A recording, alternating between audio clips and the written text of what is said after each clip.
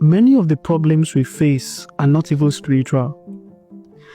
Yes, they can be spiritually inspired, but most of the problems that we think are spiritual can literally be solved without spiritual means.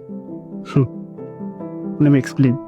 Now, you see this thing called low self-esteem. This is the enemy for many people who are supposed to be at a certain level, but somehow find themselves sort of in a stuck level where they feel stuck. Low self-esteem. So in this video, I want to explain quickly what low self-esteem is and how to deal with this problem. Because you see, the devil is good at using the physical to limit God's people from getting to where they need to be. In fact, of recent, I have actually seen this as something that I must continually voice out so that people can really understand what is going on. What is low self-esteem? Low self-esteem is talking about you having low perception about yourself. And this problem stems from you having this feeling of shame. And you having that feeling of shame stems from having this belief that there is something wrong with you. So the real question is, how do you deal with this problem? Even when in reality, there is nothing wrong with you. So how do you deal with this lie? The first thing is to realize that the shame in the first place and the feeling of you feeling like there is something wrong with you is nothing but an illusion. It's because you were wired to think so, even when in reality, it is not so. I will explain.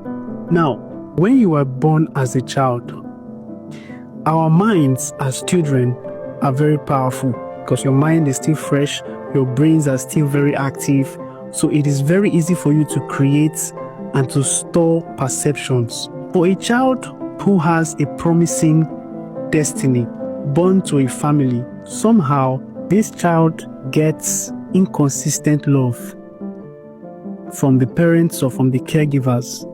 And I feel like it is inspired by the evil one. This is my personal opinion.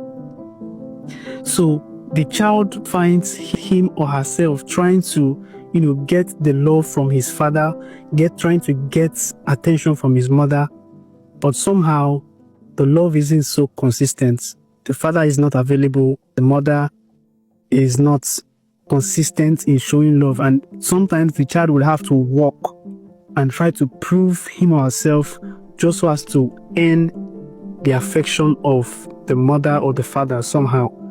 So due to this consistent striving of the child trying to earn or being rejected when he or she is requesting for something, tends to shape the mind of the child. And so the child goes into creative mode, now creating perception about what is happening, different from what is actually happening. Stay with me. So the child goes into creative mode, creating perceptions of shame, creating perceptions of I am not good enough, creating perceptions of there has to be something wrong with me, when in truth, there is nothing wrong with that child. But instead, what is actually wrong is that the parents or the caregivers did not have the capacity to love that child. And so, once you realize that this is where the problem is coming from, as an adult, you then realize that it was not your fault. There was nothing wrong with you. You only were in a circumstance where the people around you who should have shown you love or who should have been there for you were not capable to do that for you.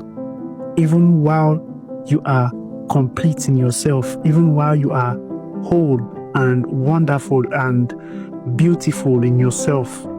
And so, as someone who believes that there is more to you, you have to do away with that perception.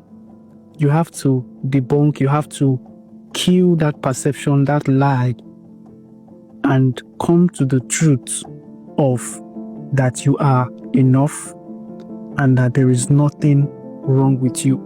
And I would like to end this by saying that you thinking that you need to be perfect is also a trap, because perfection is different from being beautiful and wonderful.